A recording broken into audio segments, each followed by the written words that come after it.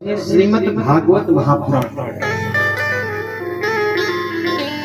भगवान की प्राप्ति का एकमात्र साधन है श्रीमद् भागवत महापुराण। इसको सुनने के बाद जीवन में कोई कष्ट व्यक्ति की नहीं रहेगा। लेकिन मेरे भैया, भगवान को किसको किसको प्राप्त करना है? हाथ उठाइएगा जरा। किस कौन कौन चाहता है कि ठाकुर हमारे घर आए, हमसे मिले? भगवत प्राप्ति सब चाहते हैं ना। लेकिन आप एक बात बताइए, यदि एक कमरा हो बढ़िया, ठीक है, और कमरे में बहुत सारे लोग भरे हो, कमरे में बहुत सारे लोग भरे हो, और आपको कहा जाए भैया उसी कमरे में जाइए, आपको रहना है, आप रहोगे? नहीं रहोगे ना। आप कहोगे भैया कमरे के अंदर जो व्यक्ति है उनको बाहर करो तो मैं अंदर जाऊंगा। उसी प्रकार यदि आप चाहते हैं कि ठाकुर जी हमारे हृदय भवन में रहे, हमारा हृदय क्या है? एक भवन है, एक कमरा है। यदि आप चाहते हैं कि ठाकुर जी हमारे हृदय भवन में रहे, तो पहले जो कमरे के अंदर बैठे उनको बाहर करना पड़ेगा ना। एक नहीं, हजार भरे हैं। कौन? काम, क्रोध, मोह, लोभ, मत, ईर्ष्या, वात्सल्य जैसे तमाम विकार भरे पड़े हैं। तो इनको पहले बाहर करिए, तब ना ठाकुर जी आएंगे। इनको बाहर कैसे किया जाए? विकारों को दूर करने का साधन है भगवान का संकीर्तन। भगवान नाम संकीर्तन से हमारे काम, क्रोधादि विकार दूर हो जाते हैं। तो आइए सब मिल करके कथा में प्रवेश करने के पूर्व ठाकुर जी को अपने हृदय में लाने से पहले इन विकारों को निकाल करके बाहर फेंक देना। आइए सब लोग संकीर्तन के माध्यम से सब गाएंगे श्री कृष्ण गोविंद। याद है ना सबको? हरे मुरारी हे नाथ नारायण वासुदेव। श्री कृष्ण गोविंद हरे मुरारी, हे नाथ नारायण वासुदेव। श्री कृष्ण गोविंद। मीठी मीठी तालियों से सेवा करते हैं सब गाएं। हे नाथ नारायण वासुदेव। श्री कृष्ण गोविंद हरे मुरारी, हे नाथ नारायण वासुदेव। हे नाथ नारायण वासुदेव। हे नाथ नारायण वासुदेव। हे नाथ नारायण वासुदेव। हे नाथ नारायण वासुदेव। हे लक्ष्मी नारायण वासुदेव। हे लक्ष्मी नारायण वासुदेव। कृष्ण गोविंद हरे मुरारी, हे नाथ नारायण वासुदेव। श्री कृष्ण गोविंद हरे मुरारी, हे नाथ नारायण वासुदेव। हे नाथ नारायण वासुदेव। हे नाथ नारायण वासुदेव। हे नाथ नारायण वासुदेव। हे नाथ नारायण वासुदेव। हे नाथ नारायण वासुदेव। हे नाथ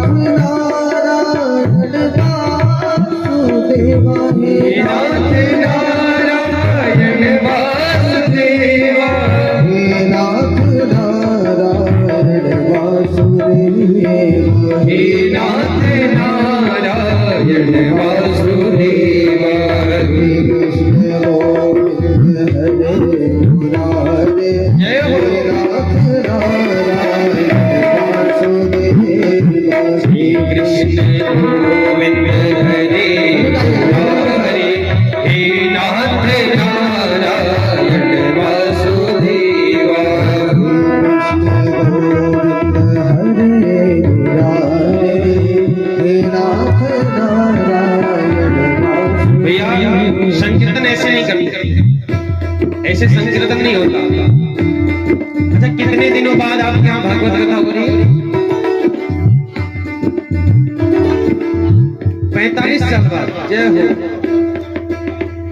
आप लोग ना बारंबार धन्यवाद कीजिए आप लोगों का कि 45 साल बाद आप लोगों के यहाँ भागवत की कथा प्रवाहित होने जा रही है।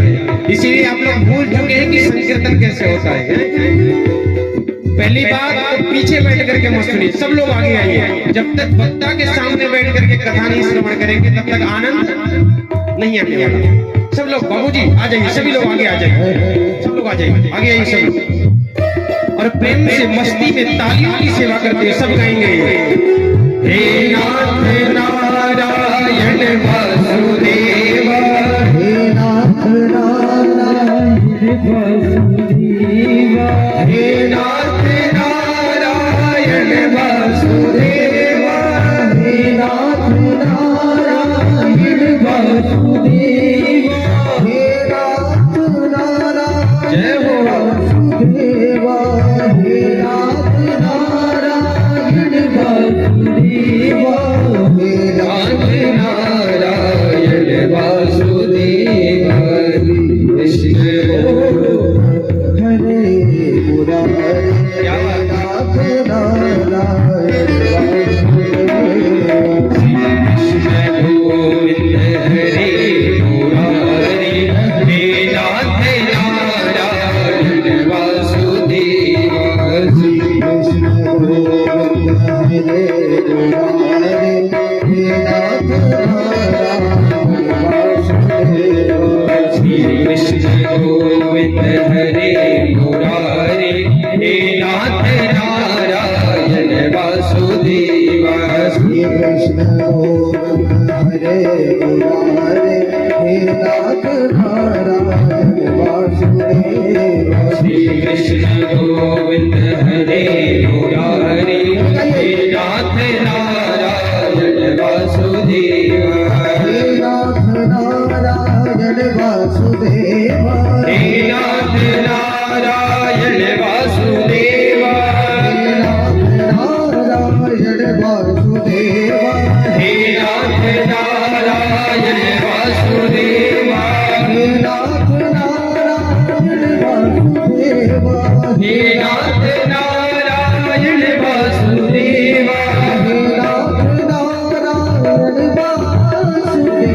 हे नाथ नारायण वासुदेव, हे नाथ नारायण वासुदेव, हे लक्ष्मी नारायण वासुदेव, हे लक्ष्मी नारायण वासुदेव, श्री कृष्ण गोविंद हरे मुरारे, हे नाथ नारायण वासुदेव, श्री कृष्ण गोविंद हरे मुरारे, हे नाथ नारायण वासुदेव, कृष्ण गोविंद हरे मुरारे, हे नाथ नारायण वासुदेव, श्री कृष्ण गोविंद हरे मुरारे, हे कृष्ण गोविंद हरे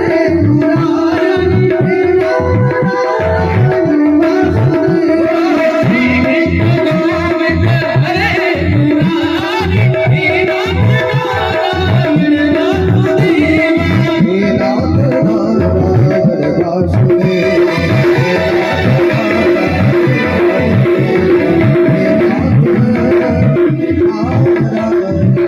वासुदेव।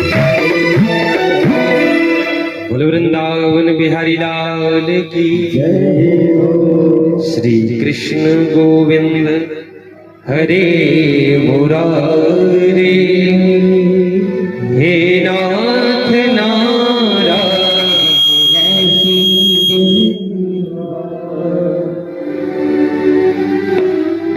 बोल वृंदावन बिहारी लाल की।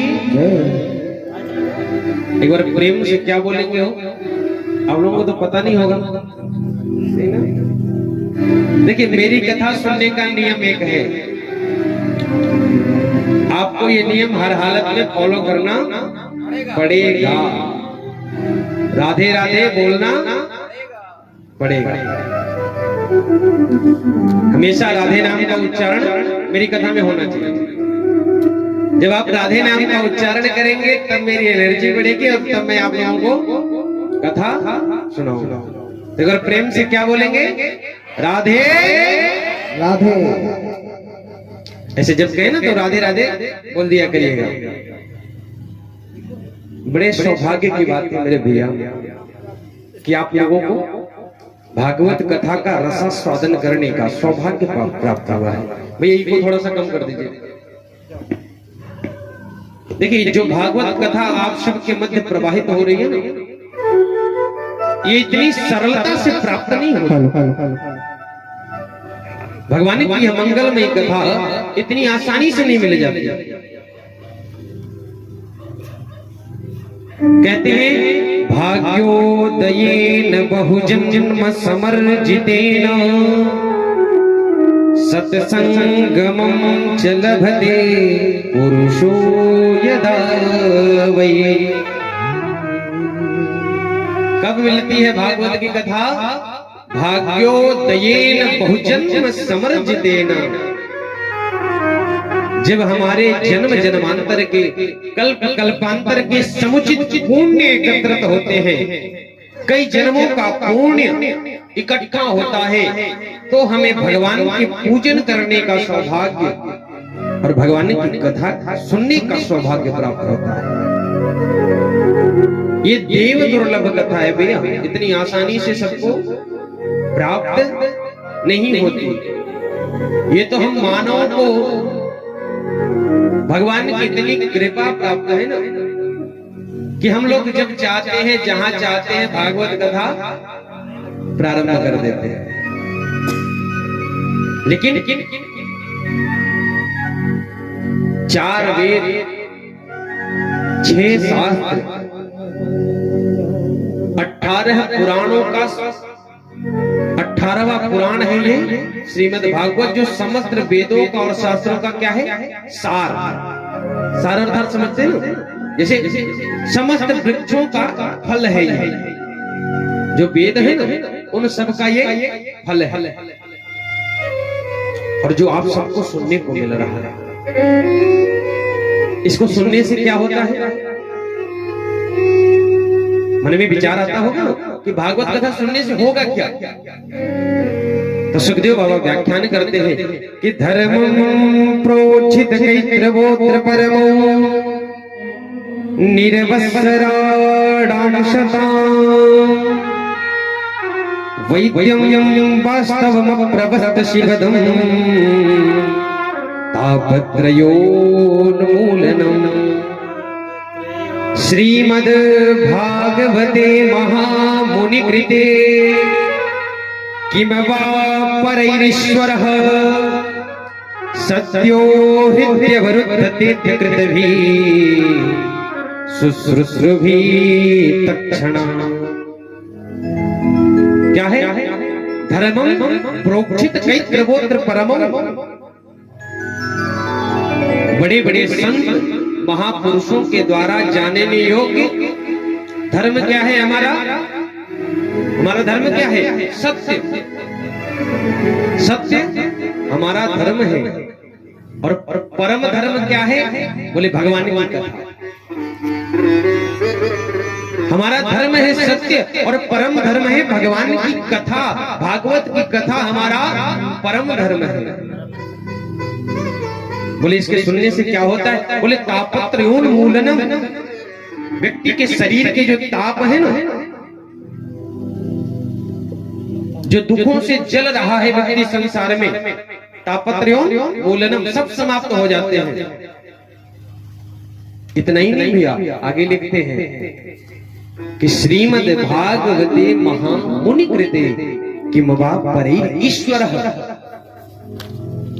आप घर में बैठे हैं, टाइम देखे कि 7 बज गया है, अब महाराज जी कथा प्रारंभ करने जा रहे हैं, क्योंकि आज की कथा 7 बजे से टाइम था ना, कल से 5 बजे से, कल से कथा 5 बजे से होगी। आप लोग आधा घंटा पहले उपस्थित हो जाइएगा। आप घर में बैठे हैं और टाइम देखा आपने कि अब टाइम हो गया है, महाराज जी कथा करने पहुंचेंगे और हमको अब चलना चाहिए। उसी समय श्री ठाकुर जी आपके हृदय में जाकर के अवरुद्ध हो जाते हैं।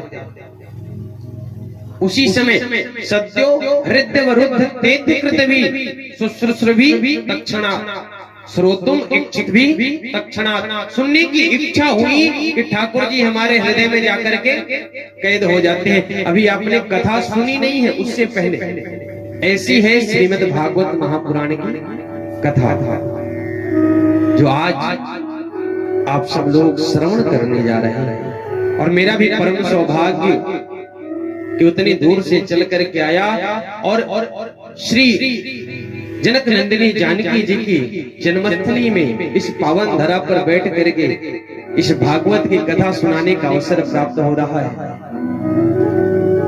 प्रमोद जी और बाबा जी बार बार कहते थे कि महाराज जी आप चिंता मत करिए, आपको एक बार जनकपुर साइड ले चलेंगे, सीतामढ़ी,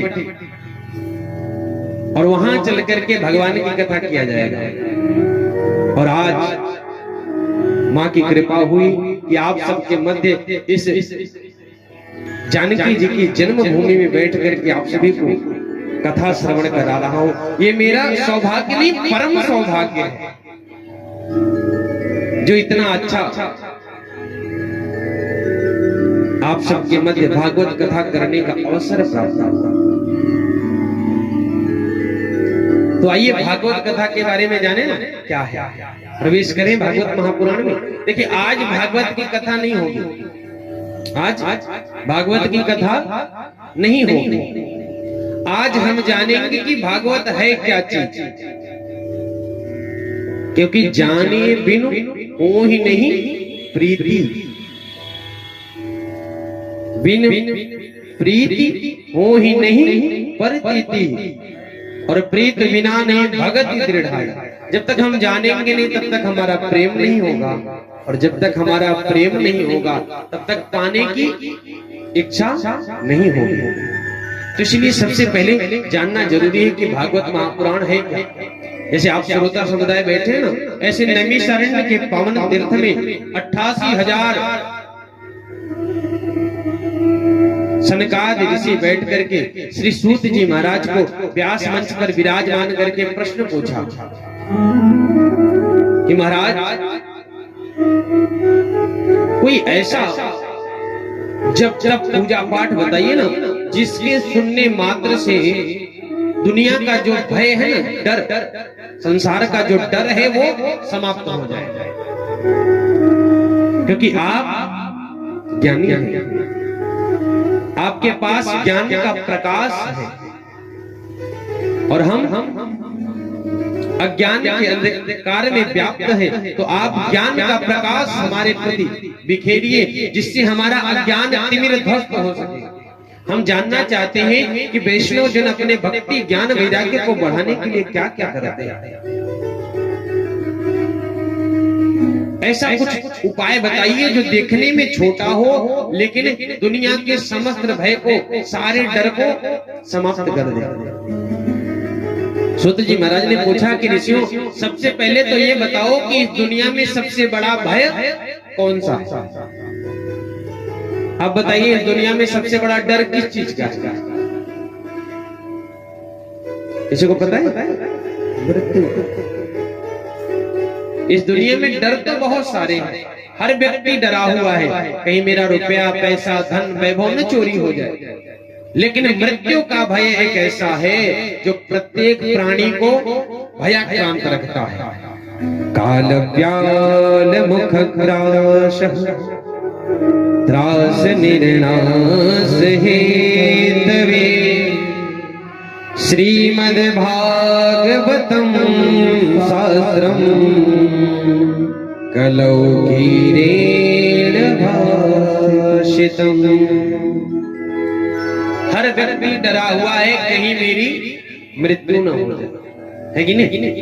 हर व्यक्ति डरा है, लेकिन इसी मृत्यु के भय को समाप्त करने के लिए परम भागवत श्री सुखदेव महाराज ने भागवत की सप्त संहिता को कलिकाल में प्रकट किया। भागवत सुनने के बाद व्यक्ति के हृदय से मृत्यु का डर समाप्त हो जाता है, फिर वो संसार में किसी से डरता नहीं। ऐसी है श्रीमद् भागवत महापुराण की कथा। अच्छा, आप लोग विचार भी करते होंगे कि महाराज जी ये भागवत कथा 7 दिन में ही क्यों सुना जाता है? मन में विचार आता होगा इसको क्यों ना हम 8 दिन में सुने, क्यों ना हम 12 दिन में सुने। ये भागवत कथा 7 दिन में ही क्यों सुनी जाती है? तो श्री सुखदेव महाराज कहते हैं कि सर्वप्रथम श्री नारद जी महाराज ने भागवत कथा को 7 दिनों में श्रवण किया। कितने दिन में? 7 दिनों में। और तब से यह नियम प्रारंभ हो गया कि भागवत कथा कितने दिन में सुनी जाएगी? 7 दिनों में। ऋषियों ने कहा महाराज ये बताइए, नारद जी महाराज तो 1 घटी से ज्यादा टिकते नहीं कहीं, उन्होंने 7 दिन बैठ करके कथा कैसे श्रवण की? 1 घटी यानी 24 मिनट। 24 मिनट की 1 घटी होती है। और नारद जी महाराज एक स्थान पर सिर्फ 24 घटी रुकते हैं, 24 मिनट रुकते हैं, यानी 1 घटी। तो ऋषियों ने कहा महाराज नारद जी महाराज जब 24 मिनट ही एक जगह रुकते हैं तो उन्होंने 7 दिन एक जगह रुक करके भागवत कथा कैसे श्रवण की? क्योंकि चलते चलते तो भागवत कथा होगी नहीं, भागवत कथा तो बैठ करके ही होगी।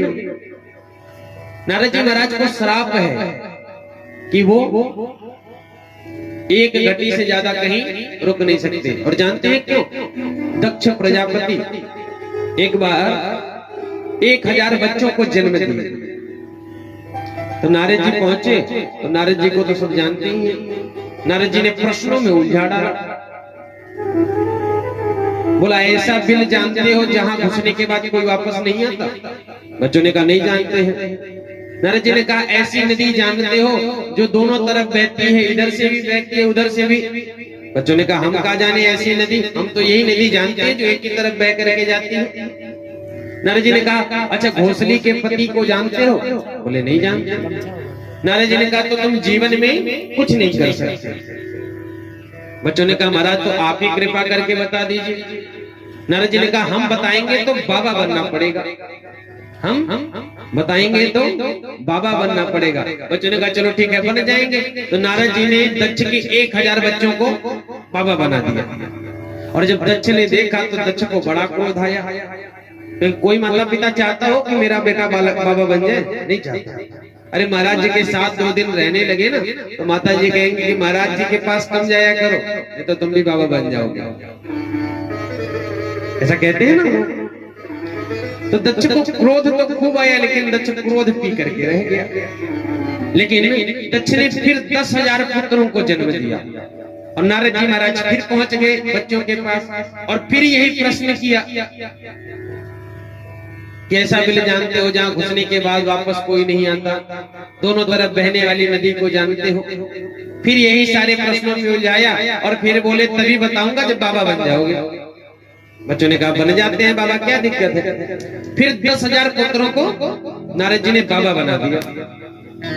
और अब की तो जब दक्ष ने सुना तो दक्ष को बड़ा क्रोध आया। और क्रोध आ ही रहा था कि सामने से नारद जी पहुंच गए। तब तक नारद जी को रोक लिया। सुनो सुनो, भिखमंगों का रास्ता दिखाने वाले नारद, मेरे इतने सारे पुत्रों को तुमने बाबा बना दिया। भिक्षु मार्ग प्रदर्शित। अरे नारद मैं श्राप देता हूं, तुम 1 घटी से ज्यादा कहीं रुक नहीं सकते।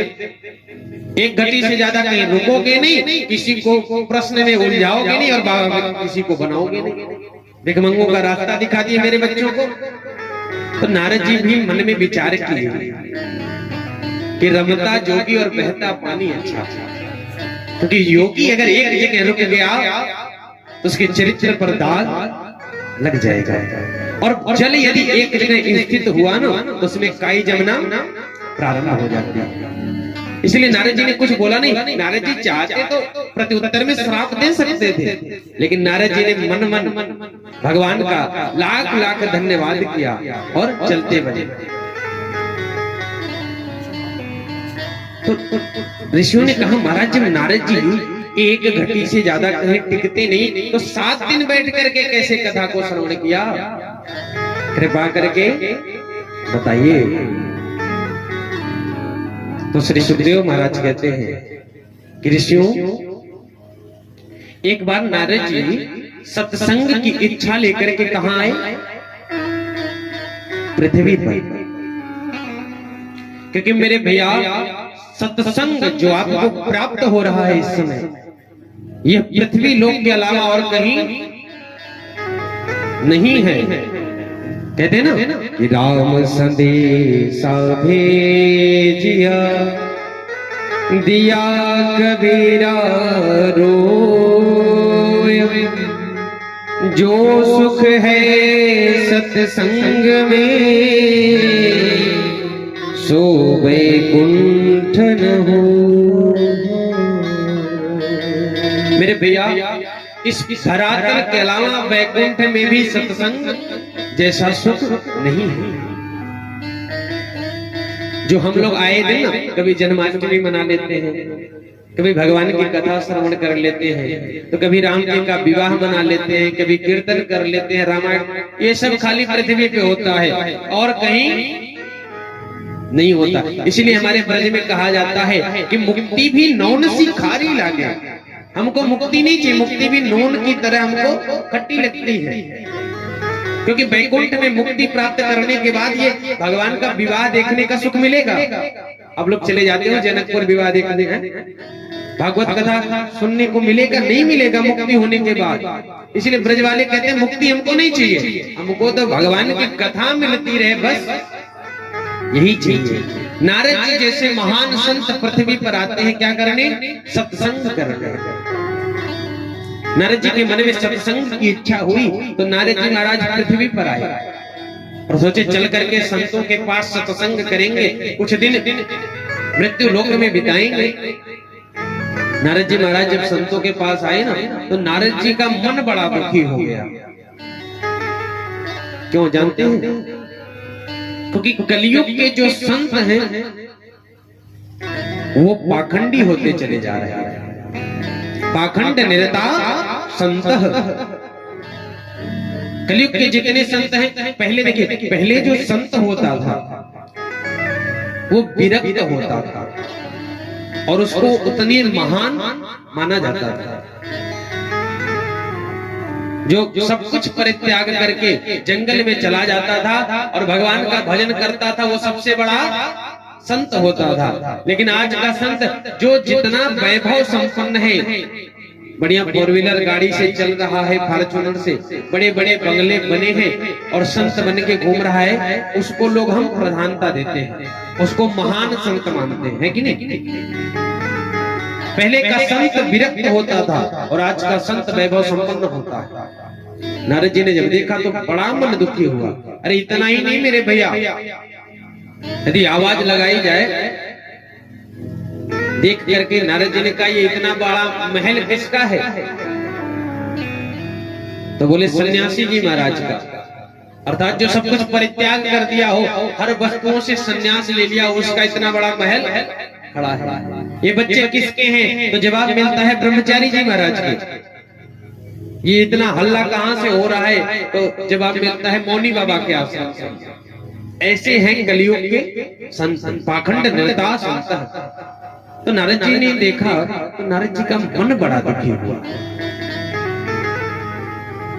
कि आया था सत्संग के लिए, यहाँ तो मन में खलबली मच गई कि इतने पाखंड परायण संत होते चले जा रहे हैं, तो गृहस्थों का कल्याण कैसे होगा? क्योंकि गृहस्थों का कल्याण कौन करता है? संत करते हैं। नारद जी ने फिर विचार किया क्यों न गृहस्थों के यहाँ चला जाए, क्योंकि पहले के जो गृहस्थ होते थे ना, वो भी बड़े विद्वान होते थे, नित्य प्रतिदिन घर में रामचरितमानस का पाठ करते थे, माला जपते थे। आजकल तो धीरे धीरे समाप्त ही हो जा रहा है, लोग तिलक भी नहीं लगाना चाहते हैं, रामायण पढ़ने को कौन कहे। लेकिन पहले का हर गृहस्थ रामचरितमानस अध्ययन करता था, भगवान की पूजा करता। तो नारद जी ने सोचा क्यों न गृहस्थों के यहाँ चल करके थोड़ा सा सत्संग किया जाए। तो नारद जी महाराज संतों के पास से निकले और गृहस्थों के यहाँ पहुंच गए। लेकिन मेरे भैया जब गृहस्थों के यहाँ आए ना, तो नारद जी का मन जो थोड़ा मोड़ा बचा था वो और दुखी हो गया। क्यों? क्योंकि गृहस्थों के यहाँ क्या देखते हैं? तरुणी प्रभुता गे शाल को बुद्धिदायका कन्या विक्रयणो लोभा दंपति नाम चकल गन्नम। क्या देखते हैं गृहस्थों के यहाँ? कि तरुणी प्रभुता गेहे। घर में किसका राज चल रहा है? पत्नी जी का। अपने मन से नहीं कुछ कह रहा हूं, भागवत प्रमाणित करते हैं कि तरुणी प्रभुता गेहे। घर में राज चलेगा तो अर्धांगिनी जी का, पत्नी जी का। माता पिता की सेवा कब तक होगी जानते हैं? जब तक तिजोरी की चाबी हाथ में न आ जाए, माता पिता की सेवा तभी तक होने वाली है। उसके बाद माता पिता की खटिया या तो खेत में या तो वृद्धाश्रम में। और कदाचित माता पिता कहें नहीं मेरा घर है, नहीं जाऊंगा बाहर, तो घर के बाहर एक खटिया लग जाएगी, 2 रोटी मिल जाएगा, वहीं पड़े रहेगा। वार्ता प्रक्षित को भी लगे, किसी प्रकार की बातचीत नहीं की जाएगी उनसे, किसी प्रकार की सलाह नहीं ली जाएगी उनसे। और सलाह लेना होगा ना तो ससुराल से साले साहब बुलाए जाएंगे। किसी ने कहा भैया यदि साले साहब सलाह अच्छी दे तो लेने में क्या हर्ज है? यदि अच्छी सलाह दे तो लेने में क्या हर्ज है? बोले नहीं, ससुराल से साले साहब से सलाह तो खूब ली जाएगी, लेकिन इसके बाद भी दंपति नाम चकल गनम, इसके बाद भी पति पत्नी में रोज महाभारत होगा। और इतना ही नहीं, कन्या विक्रयणो लोभा दंपति नाम चकल गनम। मेरे भैया कन्या का क्रय और विक्रय होगा।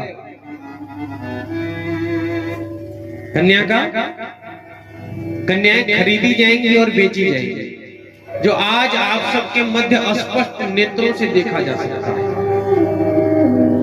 विवाह के लिए जाएंगे, जहां सौदा पट गया वहीं पे समधि बन जाती है। बोले हम इतना लेंगे और आप इतना देंगे, सौदा पटा तो समधि बन गए। न हमारी विचारधाराएं सम, न हमारे व्यवहार सम, न हमारा आचरण सम, न हमारे शिष्टाचार सम। तो ऐसे समधि जब बनोगे तो महाभारत होगा कि नहीं होगा? पहले के लोग कन्या का गोत्र देखते थे, कन्या किस परिवार से है वो देखते थे। और आजकल भैया जहां दहेज ज्यादा मिल जाए वहीं पे हम तो विवाह करेंगे, है कि नहीं? ये कलयुग की स्थिति है। नारद जी ने कहा महाराज ये सब देख देख करके मेरा मन बहुत दुखी हुआ, क्योंकि जो माँ गर्भ में 9 महीने तक रखती है बालक को, वही बालक बड़ा होने के बाद दारू पी करके लात से आकर के मारता है। ये कहीं सुनी सुनाई बात नहीं मेरे भैया, आप खुद देख सकते हैं स्पष्ट आपके आसपास। जो पिता दिन रात मेहनत करके 2 रुपए की व्यवस्था करता है कि मेरा परिवार 2 रोटी शाम को खाकर सो सके, उस पिता को पुत्र क्या करता है? दारू पी के आएगा, लात से मारेगा, झगड़ा करेगा, गालियां देता है। अरे भैया इतना ही नहीं, मैंने इतना तक देखा है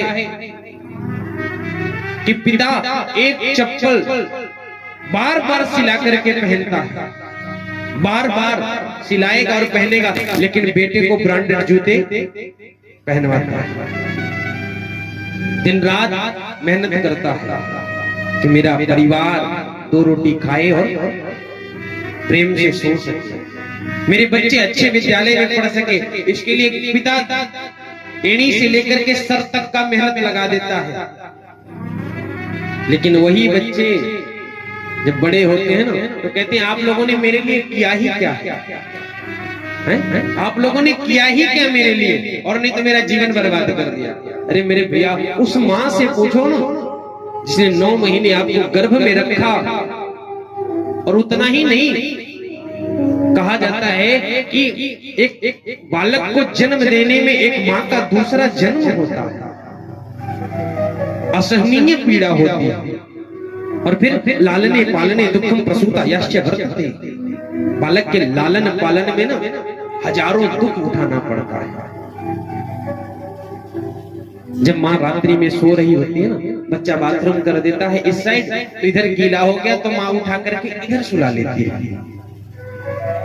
इधर गीला कर दिया तो उठा करके पेट पे सुला लेती है। खुद गीले में सो जाती है लेकिन आपको सूखे में सुलाती है। किस लिए? कि आप बड़े होकर के दारू पी करके और मां को मारो? नहीं ना, मेरे